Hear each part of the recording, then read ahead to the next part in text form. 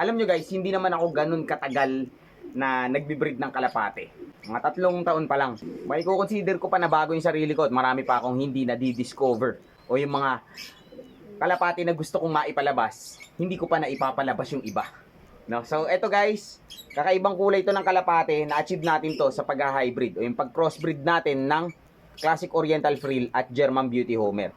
Although hindi ito yung unang kalapate ko na merong ganitong kulay.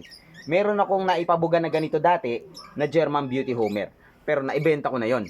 Tapos yung sumunod na lumabas na ganitong kulay ay sa hybrid na. So bala ko ulit mag-produce ng German Beauty Homer na ganito yung kulay. So ang kailangan lang naman natin para makapagpalabas tayo ng ganitong kulay ay dilute. Ayan yung nagpapapusyaw ng kulay niya. At saka velvet.